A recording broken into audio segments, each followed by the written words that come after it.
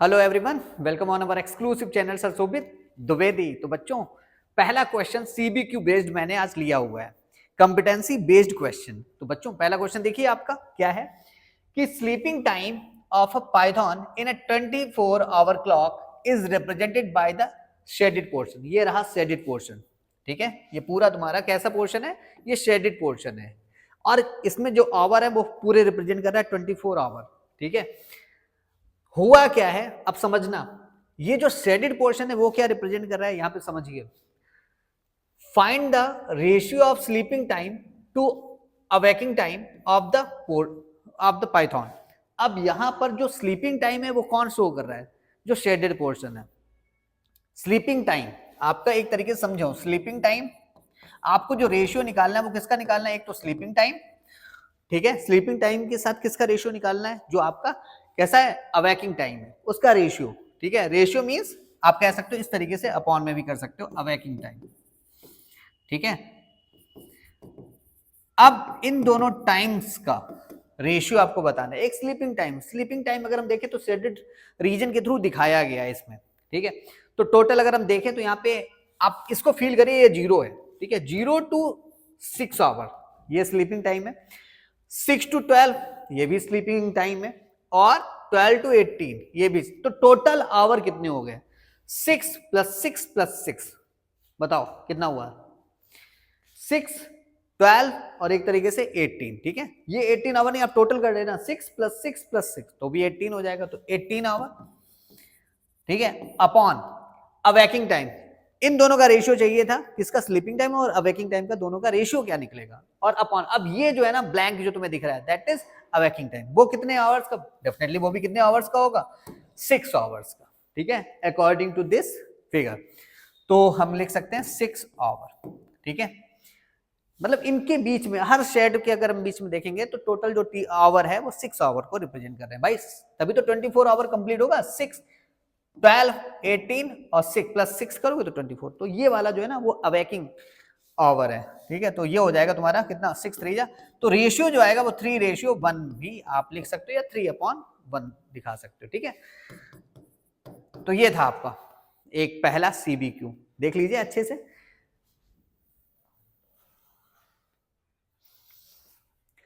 So everyone ready for the next question. Next question देखिए आपका क्या है, और ये क्वेश्चन आईसीएससी 2024 में आई थिंक आया हुआ है। क्वेश्चन क्या है? The table shows the values of X and Y. जो टेबल है ये शो कर रही है किसकी वैल्यू बेटा? एक्स एंड वाई की, ठीक है। Where X is proportional to Y, ये बहुत बड़ी बात दे दी इन्होंने, यहीं से क्वेश्चन सॉल्व हो जाएगा। इन्होंने क्या बताया? Where X is proportional to Y.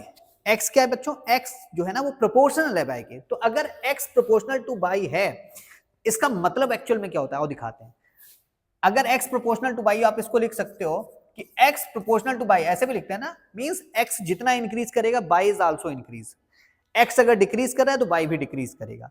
तो ये भी थ्योरी है कि हम लोग, याद है हम लोगों को कि जब फिजिक्स में, जनरली हम लोग फिजिक्स में ये चीज पढ़ते थे कि अगर x प्रोपोर्शनल टू y है तो एक हम लोग कांस्टेंट लाते थे कि x = k/, ठीक है। k का जो बिहेवियर है वो कांस्टेंट का है, तो हम कह सकते थे कि x/y जो है ना वो किसके इक्वल होगा बेटा? k के। या आप इसको ये भी लिख सकते हो कि x रेशियो बाई किसके इक्वल होगा? k के। आप कह सकते हो कि इनका जो रेशियो है वो आपस में कैसा होगा बेटा? इक्वल होगा। किसका किसका रेशियो? जो x और y की वैल्यूज हैं उन सब का रेशियो आपस में इक्वल होगा।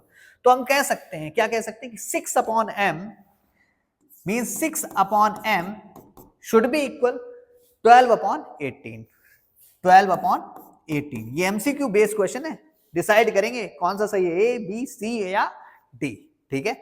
चलो बच्चों, तो क्रॉस मल्टीप्लाई कर देते हैं, m डायरेक्टली मिल जाएगा। 12 × m इज इक्वल 6 × 18, सही है। 12 × m, यहां पर 12m नहीं है, 12 × m, तो m फॉर क्या हो जाएगा? m की वैल्यू हो गई हमारी 6 × 18/12, तो 6 2 जा 12 और 2 9 जा 18। m की वैल्यू 9 है, तो m की वैल्यू अगर 9 है, अरे सर ये तो दो जगह 9 है बेटा, दो तो नहीं, कोई एक सही होगा। फाइनली n डिसाइड करेगा कि आंसर हमारा सही है कौन सा, b या c। कौन डिसाइड करेगा बेटा? या तो b डिसाइड करेगा या c डिसाइड करेगा, मींस n डिसाइड करेगा, कह सकते हो। एन डिसाइड करेगा, वैल्यू ऑफ एन डिसाइड करेगी। तो चलो, तो वैल्यू ऑफ एन के लिए एक काम करते हैं ना, जब ये रेशियो दोनों इक्वल है तो ये भी इक्वल होगा। कह सकते हो कि 12/18, ठीक है, ये किसके इक्वल हुआ बेटा, n/6 के, ठीक है। क्रॉस मल्टीप्लाई कर लिया जाए, क्रॉस मल्टीप्लाई कर देते हैं। 12 का मल्टीप्लाई 18 मल्टीप्लाई किससे होगा बेटा, n से, ठीक है। Cross multiply by using, and that is 12 multiply by 6। तो फाइनली वैल्यू आ गई किसकी, n की बच्चों। तो n की वैल्यू क्या आ गई है, n इज 12 × 6/18, ठीक है बच्चों। तो 6 3 जा हो गया अपना 18 और 3 4 जा हो गया 12, मींस n की वैल्यू क्या आ गई बच्चों, n इज 4। तो बच्चों कौन सा सही हुआ, अरे वाह, answer B is correct, answer B is correct, ठीक है। मजा आ रहा है। तो ये था आपका क्वेश्चन नंबर 2 जो आज हम लोगों ने सॉल्व किया हुआ है।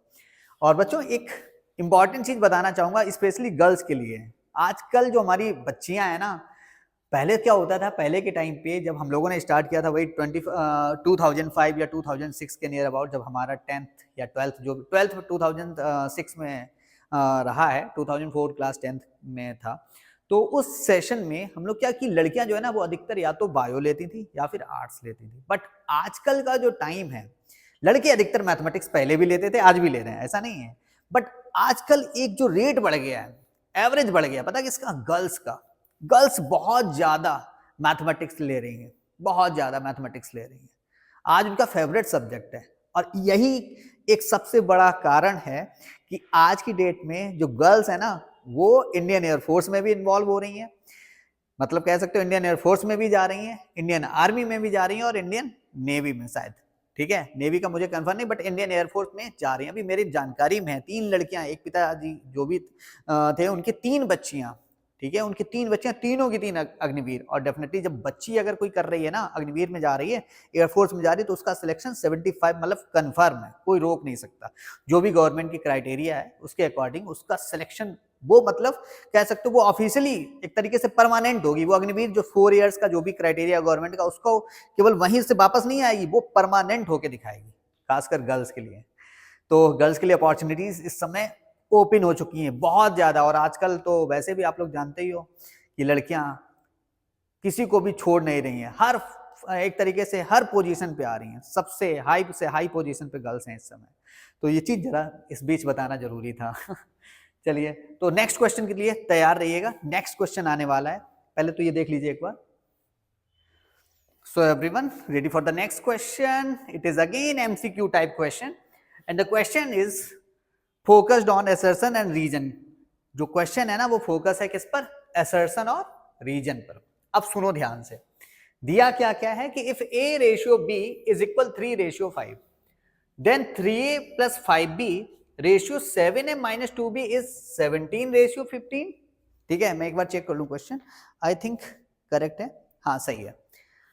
और रीजन दिया है if A, B and C are in continued proportion, मतलब A, B and C are in continued proportion. तो ये बच्चों हम लोगों को याद होना चाहिए, मीन प्रोपोर्शन का कॉन्सेप्ट है कि इफ A, B, C मतलब 3 क्वांटिटीज यहां पर ली हुई हैं A, B और C are in the continued proportion then B is called the mean proportion of A and C। बिल्कुल सही है, बिल्कुल सही है। आप लोगों को याद होगा जब A और C के बीच में आप मीन ले रहे थे B को, ठीक है, और बता दिया गया था कि A, B और C they are in continued proportion, तो क्या होता था कि A ratio B is equal B ratio C। ठीक है, देखो हम अपॉन में लिख रहे हैं, ठीक है, बट बोल रहे हैं रेशियो, तो कोई मैटर नहीं है। A upon B is equal B upon C, मतलब ये बात बिल्कुल सही थी कि B स्क्वायर इक्वल होता था AC क्रॉस मल्टीप्लाई करने पर, ठीक है। तो B आता था अपना कितना, B इज रूट AC, ठीक है। अब सुनो ध्यान से, तो पहला रीजन तो बिल्कुल करेक्ट है, रीजन को तो कोई गलत ही नहीं कर सकता, मतलब ये वाला गलत हो गया कि रीजन इज फॉल्स, तो ये तो कह ही नहीं सकते, रीजन तो करेक्ट है ये, ठीक है। ये आपका ऑप्शन नहीं हो सकता, ए नहीं हो सकता, ठीक है। और दूसरा कहां पे कह रहे हैं कि आपका A and R are false, तो बच्चों ये भी गलत हो गया, डी भी नहीं हो सकता, बी और सी बचे हुए हैं। उसके लिए असर्शन आपको देखना पड़ेगा कि असर्शन आपका सही है, करेक्ट आंसर होना चाहिए या तो बी या फिर सी, ठीक है। अब आइए थोड़ा सा देखते हैं कि आपका सही आंसर क्या कौन सा है, और वो बेस्ड है किस पर, असर्शन पे। असर्शन की स्टोरी क्या है कि इन्होंने बोला कि ए रेशियो बी को आप क्या लिखोगे, A ratio B means A upon B is equal, हम लिख सकते हैं 3/5। ये चीज असर्शन में गिवन है, और ये बात कह इन्होंने जो लिखा है ये करेक्ट है या नहीं है ये हमें देखना है। तो एक काम करते हैं, we have 3a + 5b upon, ठीक है, रेशियो को मैंने अपॉन में लिख रहा हूं, अपॉन 7a - 2b। चेक करते हैं क्या ये सही है, 17/15 जो लिखकर रखा हुआ है यहाँ पे, जो भी लिखा हुआ है। अब एक काम कर रहा हूं, यहाँ पे b कॉमन ले लो तुम, क्योंकि a अपॉन b है तो b अगर हम कॉमन लेंगे, एक्चुअल में कॉमन लेने का मतलब क्या है, if you are taking common means आप b को अगर आपने कॉमन लिया तो आप हर टर्म से, यहाँ पे 3a से भी b को डिवाइड कर रहे हो, मतलब आप लिख रहे हो 3 × a अपॉन b, सही है, और प्लस आप 5b में भी b से डिवाइड कर रहे हो, और यहां पर हम सबको पता है b और b क्रॉस हो गया, सही है बच्चों। और डिनोमिनेटर में भी, जो डिनोमिनेटर है ना 7a - 2b, इसमें भी यही प्रोसेस को करते हैं। तो b को अगर हमने कॉमन लिया तो यहां भी क्या आ जाएगा, 7a अपॉन b और -2b अपॉन b। तो बच्चों b यहां भी कैंसिल हो गया। अब b केवल यहां तो कैंसिल हुआ ही हुआ, ये भी कैंसिल, जो कॉमन लिया भाई सेम कॉमन लिया है, b कॉमन लिया तो मतलब वो भी कैंसिल आउट हो गया। अब एक्चुअल में रिजल्ट क्या आ रहा है, 3 × a upon b, 3 × a upon b, और a अपॉन b की वैल्यू हम सबको पता है, दैट इज 3/5, मतलब इसको हम 3/5 लिख सकते हैं, और प्लस 5 पहले से, ठीक है, +5 पहले से, होल अपॉन, इस तरीके से करते हैं। अब यहां पर फिर से वही चीज, 7 × 3/5 और माइनस अब की बार 2। तो बच्चों ये कितना हो गया, सिंप्लीफाई कर लो, यहाँ पे एक्चुअली यहाँ पे प्लेस नहीं बचा, स्पेस नहीं है, तो 3 3 जा हो गया 9/5 + 5, ठीक है, अपॉन में करोगे तो ये 7 3 जा 21/5 -2, सही है।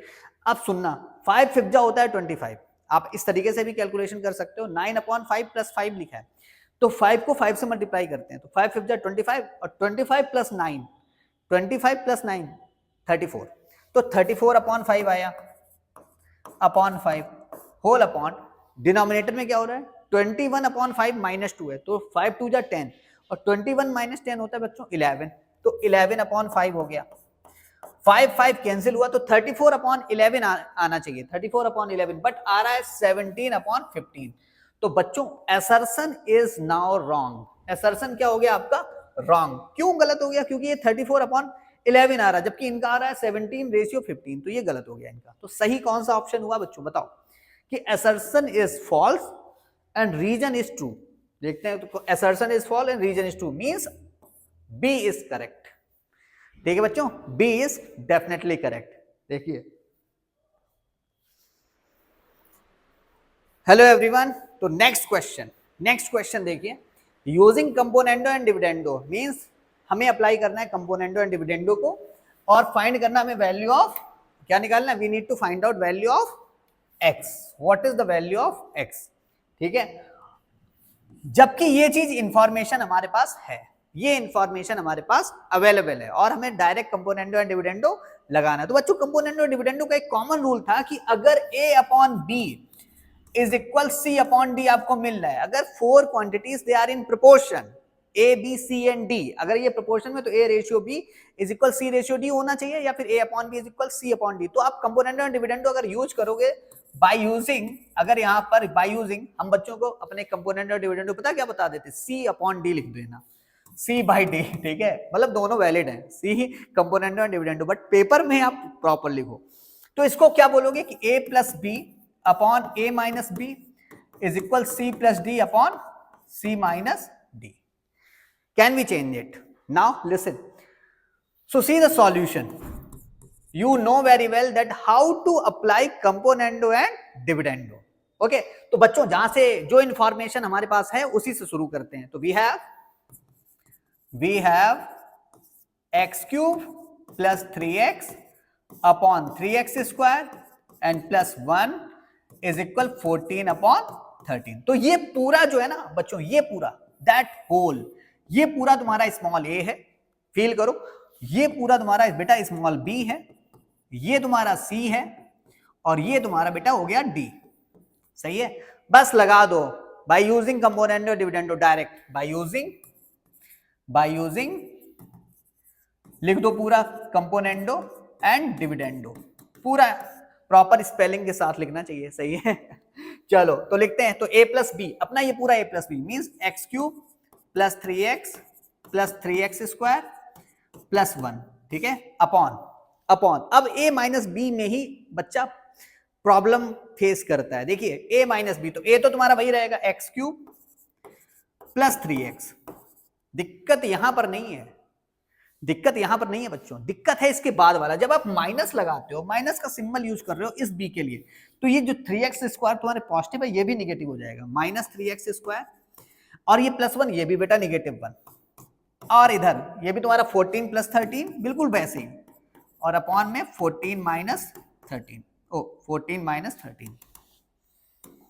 14 माइनस 13, तो बच्चों 14 प्लस 13 क्या हो गया 27, और अपॉन में बेटा 14 माइनस 13 हो गया 1। अब सुनो, ये देखो ये फार्मूला लिखा हुआ है, ये फार्मूला है, this is the formula of x plus 1 to the power 3, ठीक है, ये क्या है x plus 1 to the whole power 3, और ये वाला बेटा फार्मूला है x minus 1 to the whole power 3।